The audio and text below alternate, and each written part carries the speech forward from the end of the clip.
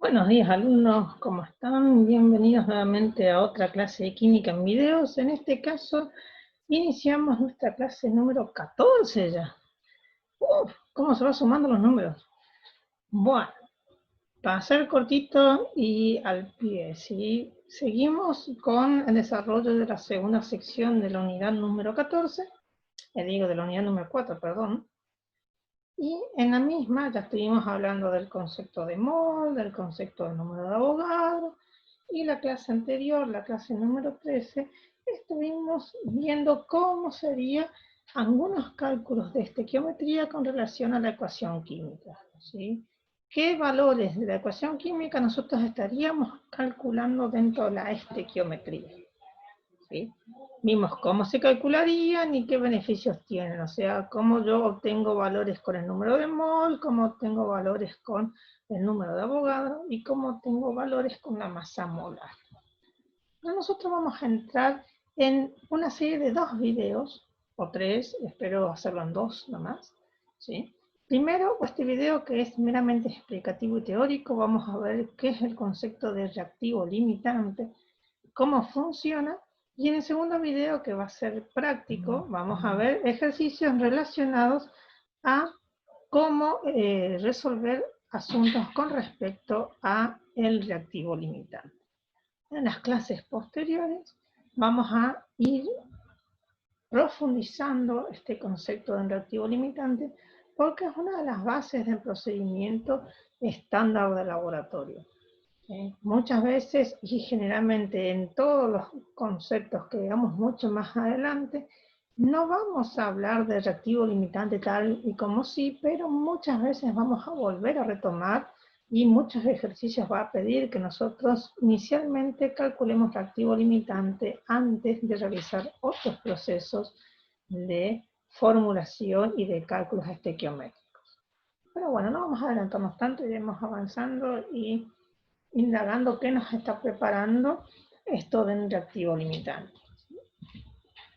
En primera instancia vamos a ver qué es el reactivo limitante. Posiblemente algunos ya hayan trabajado este concepto en secundaria, lo conozcan, ¿sí? El reactivo limitante me permite a mí conocer cuánto es la cantidad de producto que yo voy a obtener o que yo voy a formar en relación a una concentración específica, ¿sí? Es un cálculo estequiométrico que se basa en la ecuación química que sí o sí tiene que estar balanceada. Por eso yo les estuve recalcando el asunto del balanceo y les volví a recalcar dentro de las devoluciones de nuestro último parcial. El balanceo tiene que transformarse en un agregado que no puede faltar dentro de la formulación de las ecuaciones químicas, porque en balanceo nos va a permitir a nosotros entender cómo es esta relación de cantidad de materia entre los distintos reactivos y los productos. ¿Sí? ¿Por qué? Porque nosotros usamos la ecuación química balanceada como una receta. ¿Sí? Y en reactivo limitante lo que nos permite a nosotros es trabajar en un laboratorio con esta receta.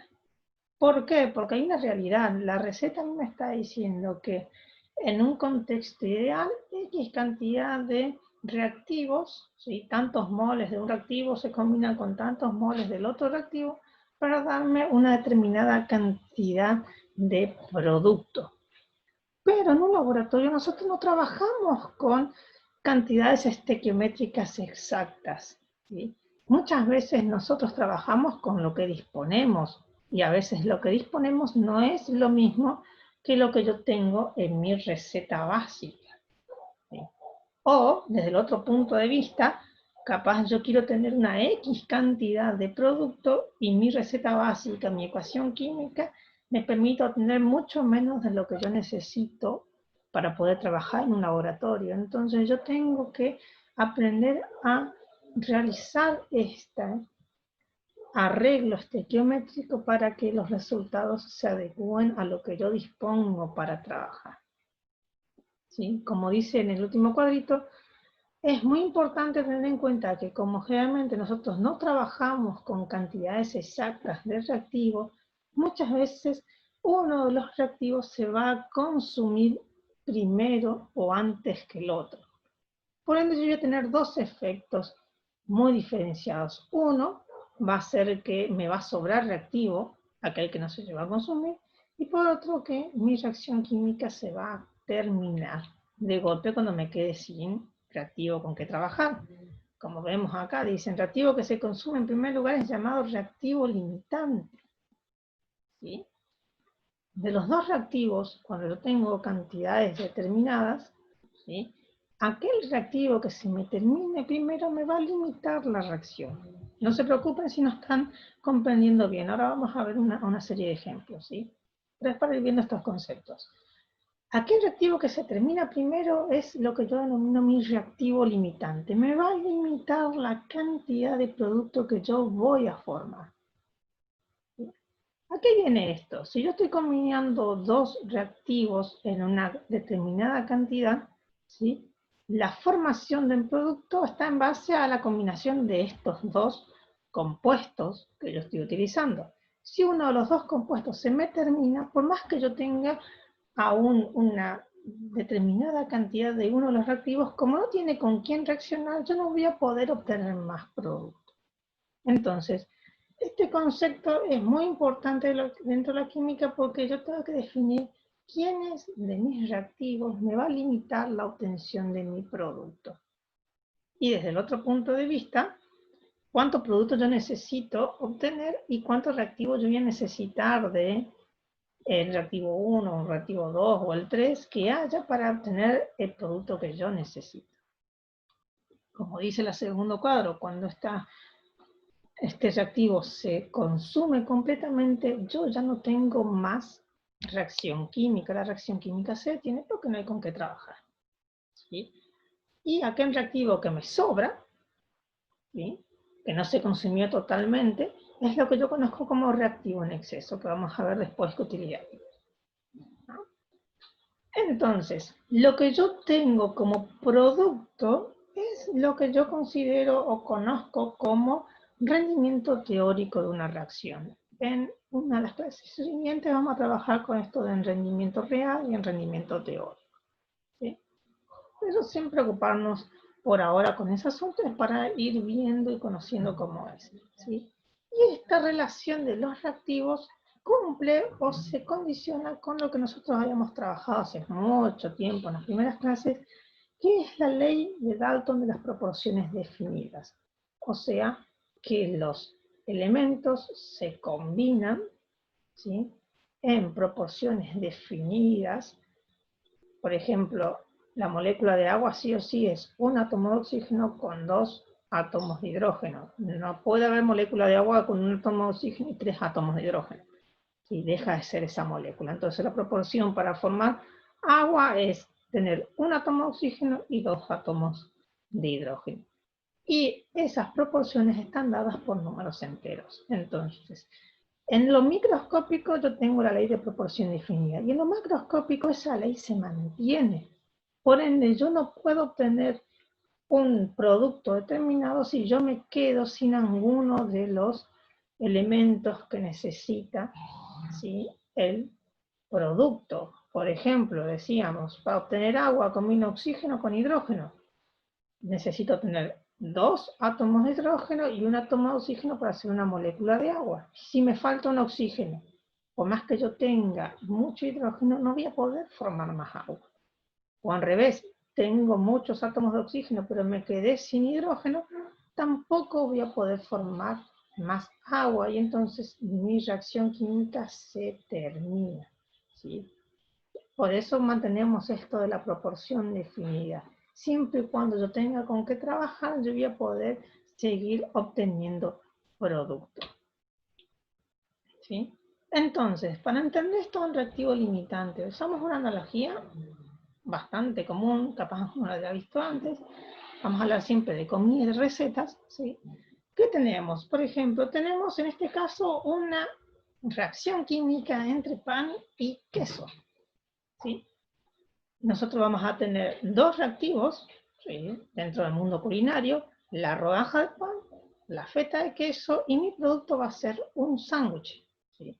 Como podemos ver acá en nuestra pseudo ecuación química, yo necesito para hacer un sándwich, que es mi producto, yo necesito 2 rodajas de pan y una feta de queso. ¿Sí? Mientras yo tenga 2 rodajas de pan y una feta de queso, yo voy a poder obtener un producto que es mi sándwich.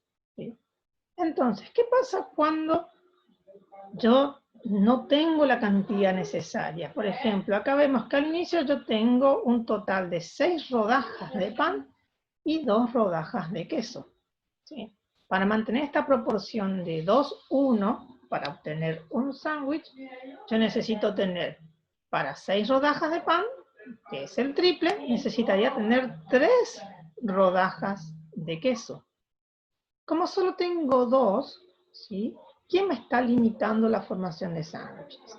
La formación de sándwiches me limita el queso, porque no tengo suficiente queso como para hacer un tercer sándwich. Hago 2 sándwiches y no tengo más quesos, por ende mi reacción química culmina y me está sobrando 2, ¿sí?, rodajas de pan que no tienen con qué formar un sándwich. ¿Sí? Esto sería una interpretación desde una analogía con comida del reactivo limitante. ¿Sí? Proporciones de una ecuación química, ¿sí?, pensando el pan como si fuera un elemento, el queso como si fuera otro, y el producto que es la combinación de ambos elementos. Y siempre y cuando tenga suficiente cantidad de los elementos en sus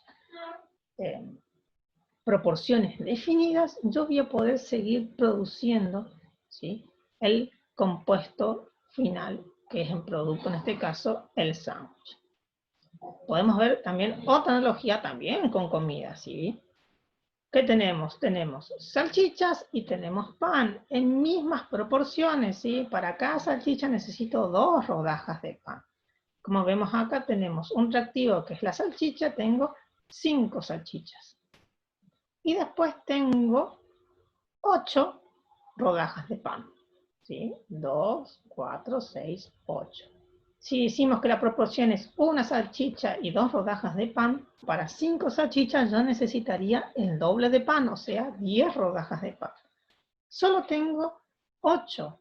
Por ende, ¿quién me está limitando la obtención de mis panchos, los famosos perros calientes, los hot dogs? ¿Quiénes me están limitando? El pan me limita, ¿sí?, la producción del perro caliente. ¿Sí? Si yo combino los elementos máximos, solo voy a poder obtener 4, ¿sí?, panchos. Y me va a estar sobrando una salchicha que no tengo con qué formar el producto. Entonces, aquel de los reactivos que se me termina primero es mi reactivo limitante. Y aquel que me sobra es lo que yo conozco como reactivo en exceso. Y el producto que yo puedo llegar a formar de la combinación de mis cantidades de los reactivos es lo que yo conozco como rendimiento teórico. ¿Sí? ¿Por qué rendimiento teórico? Vamos a ver después que hay una diferencia entre lo que yo calculo que voy a obtener y lo que yo posiblemente obtenga en un laboratorio. No siempre yo todo lo que calculo, o sea, en un laboratorio, si considero la salchicha y el pan como elementos químicos, no siempre voy a obtener 4 panchos. Puedo llegar a tener 5 o puedo llegar a tener 3. Puedo sacar más o puedo sacar menos. ¿Y eso de qué va a depender? De otros factores que vamos a ver que pueden pasar dentro de la química. ¿Sí? Espero que esta primera parte de explicación teórica de lo que corresponde al reactivo limitante les haya servido un poco más para ampliar sobre este concepto. Igual, acá abajo en las pestañas para otros links, otros videos, les voy a anexar otro video explicativo de otro canal que estamos usando también de vez en cuando, que vuelve a ser también otra analogía más con respecto al reactivo limitante, como para que puedan expandir con un ejemplo más y puedan aclarar esos pequeños detalles. Pero la intención es esto, poder comprender que nosotros vamos a trabajar con 2 reactivos en una proporción determinada y lo que nosotros queremos averiguar si esas cantidades me van a alcanzar para conseguir una cierta cantidad de producto. Y en relación a los dos reactivos, ¿quién es el reactivo que está en menor cantidad y me va a limitar la producción de mi compuesto final y cuál es el que me va a sobrar? ¿Sí? En el siguiente video vamos a ver, ¿sí?, ya un ejercicio práctico de ejemplo, ya con números, y vamos a hacer los respectivos cálculos. Así que nos vemos en el siguiente video.